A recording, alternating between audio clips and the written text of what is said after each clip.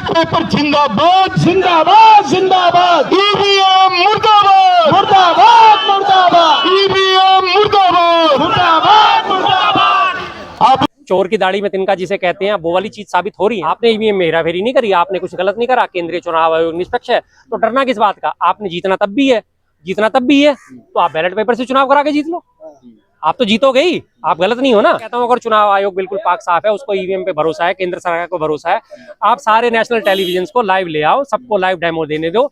जो आज हमारे इतने सारे लोग इकट्ठे जिन्होंने बताया कि इस तरह से इसमें हेरा फेरियां होती है, आप मशीनें दो और टाइम दो और उसके बाद उसे लाइव कर दो, लाइव डेमो दे दो, कर दो हम सबका मुंह बंद, खत्म करो कहानी को। लेकिन एग्रेसिव तरीके से इस बात को नहीं हाँ, एग्रेसिव तरीके से नहीं उठा रहे, एग्रेसिव तरीके से ना उठाने का उनका एक अंदर खाने का थोड़ा सा डर है मीडिया का।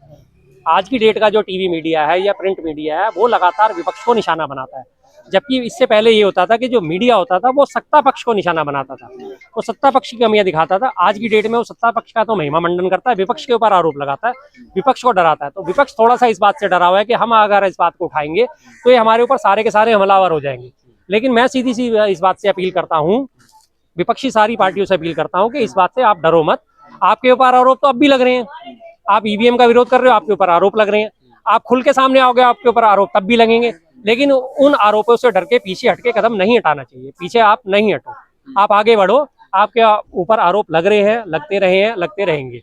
विपक्षियों पर आरोप लगाना तो आज की डेट में मीडिया का फैशन हो चुका है। हर मीडिया कर्मी, हर मीडिया चैनल लगातार विपक्ष को निशाना बनाता है। सत्ता पक्ष से वो कभी आंखों में आंखें डाल के सवाल पूछने की हिम्मत ही नहीं करता, जबकि पूछा जाना चाहिए सत्ता से सवाल। की बात कर लेते हैं, क्या लग रहा है आपको 2024 में विपक्ष बाजी मारेगा इस बार, क्योंकि इंडिया एयरलाइंस आपस में ही नहीं बन रही इनकी। आपस में क्यों नहीं बन रही? आपस में इसलिए नहीं बन रही कि जहां भी अगर इंडिया अलायंस का कोई भी नेता मुखर होकर बोलता है, इमीडिएट उसके पीछे ईडी और सीबीआई छोड़ दी जाती है। ताजा ताजा बिल्कुल उदाहरण कल का है, शरद पवार जी के पोते की कंपनियों के ऊपर ईडी ने छापे मार दिए। उन्होंने क्या बोला था कि जब भारत न्याय यात्रा होगी मैं उसमें शामिल होऊंगा, उनका एक बयान ही तो आया था, उनके ऊपर ये छोड़ दी ईडी।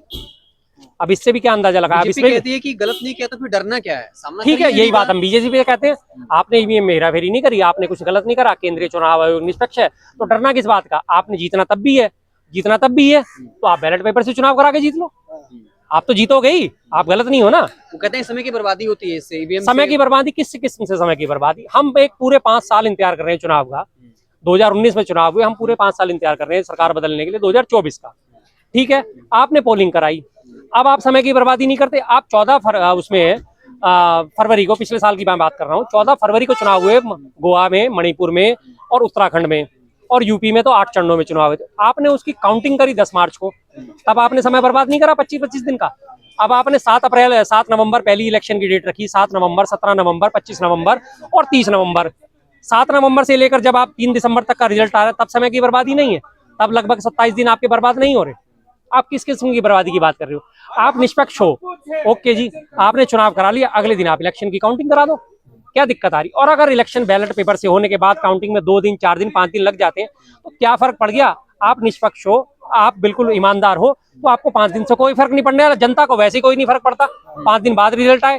जनता ने अभी तो इंतजार करा, 1-1 महीने का, 1.5 महीने का इंतजार करती है जनता रिजल्ट आने के लिए। फर्जी वोट तो बैलेट पेपर से भी डल सकते हैं ना, बैलेट पेपर से भी फर्जी वोट डल सकते हैं। फर्जी वोट पहले डलते थे, लेकिन अब आधार कार्ड चेक होता है, अब पैन कार्ड चेक होता है, अब मनरेगा कार्ड चेक होता है, आइडेंटिटी चेक करी जाती है, बकायदा फोटो वाले कार्ड आ चुके। पहले फोटो वाले कार्ड नहीं थे, 93 में लॉन्च हुए थे ये कार्ड, अपने वोटर कार्ड जो हमारे 93 में लॉन्च हुए, उससे पहले तो वोटर कार्ड नहीं होते, तब फर्जी वोटिंग होती थी और बहुत जबरदस्त हो जाती थी।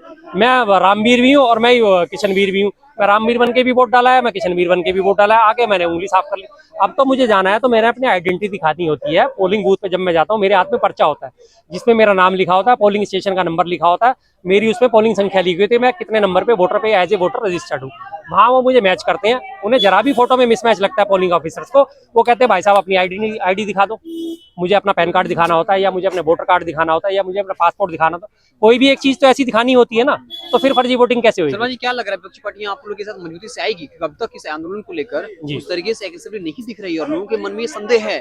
नुकसान सबसे ज्यादा विपक्षी पार्टियों को होना है, बीजेपी लगातार उनको हरा रही है, बिल्कुल तो क्यों आक्रामक तरीके से नहीं आ रही ये लोगों के दिमाग में? अब आएंगी, जाहिर सी बात है अब आएंगी।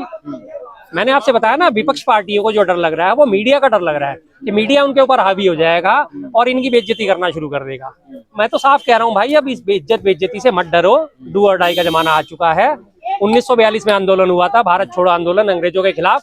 अंग्रेजों ने पूरी अपनी एस्तेसी करा ली थी महात्मा गांधी जी को दबाने के लिए, कुचलने के लिए, लेकिन उन्होंने भी तो यही नारा दिया था, डू और डाई, करो या मरो। तो आज वही सिचुएशन सामने आ गई, करो या मरो। किस तरीके से देखते हैं चुनाव प्रणाली को, कैसे होना चाहिए एग्जैक्ट चुनाव? क्या लग रहा है आपको कि बैलेट पेपर ही कामयाब है या इलेक्ट्रॉनिक वोटिंग मशीन? जब इलेक्ट्रॉनिक वोटिंग मशीन कामयाब नहीं थी, उससे पहले बैलेट पेपर पे होते थे। आपने कहा बैलेट पेपर गलत है, इलेक्ट्रॉनिक वोटिंग मशीन लाएंगे। अब इलेक्ट्रॉनिक वोटिंग मशीन संदेह के घेरे में, तो आप बैलेट पेपर वापस लेके आओ, दिक्कत क्या है? मैं तो आपसे चुनाव आयोग से सवाल करता हूँ, चुनाव आयोग से बात करता हूँ, केंद्र सरकार से मैं कहता हूँ, आप लोग पाक साफ हो, मोदी सरकार पाक साफ है।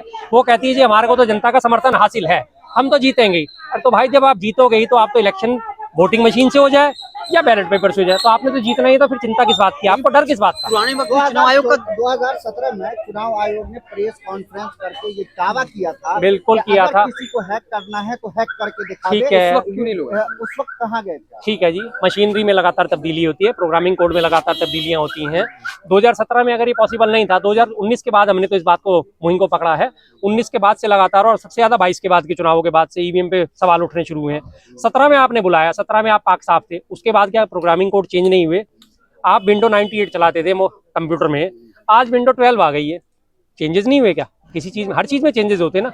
एक मोबाइल चलाते थे, 1G मोबाइल होता था, आज हम 5G मोबाइल चला रहे हैं। शर्मा जी, क्या बदलाव है। चुनाव आयोग पहले की तरफ फिर से एक बार आकर कहे कि अब जिसको है वो हैक करके दिखाएं? अब तो वो कह ही नहीं रहा ना, अब तो हम डिमांड कर रहे हैं, तब वो डिमांड कर रहा था, अब हम डिमांड कर रहे हैं। कल गए थे ना, फिर हमें 50 मशीनें दे दो, उसने बीच रास्ते में सबको गिरफ्तार करवा दिया, सबको भर के बसों में भर के थाने ले गए। क्यों? अब उसके चोर की दाढ़ी में तिनका जिसे कहते हैं, वो वाली चीज साबित हो रही है ना। क्या लगता है चुनाव आयोग हिम्मत कर पाएगी कि बुला करके फिर से आप लोगों को बोले? बिल्कुल नहीं कर पाएगी। अगर उसने हिम्मत करती होती दे रहे हैं। हाँ बिल्कुल है, खुली चुनौती है। अगर उसे बुलाना होता तो कल ही इस बात को खत्म कर देती, कल इस मसले को एंटरटेन करके खत्म करे। और मैं कहता हूं, अगर चुनाव आयोग बिल्कुल पाक साफ है, उसको ईवीएम पे भरोसा है, केंद्र सरकार को भरोसा है, आप सारे नेशनल टेलीविजन को लाइव ले आओ, सबको लाइव डेमो देने दो। जो आज हमारे इतने सारे लोग इकट्ठे जिन्होंने बताया कि इस तरह से इसमें हेरा फेरियां होती है, आप मशीनें दो और टाइम दो, और उसके बाद उसे लाइव कर दो, लाइव डेमो दे दो, कर दो, हम सबका मुंह बंद, खत्म करो कहानी को। छुट्टी।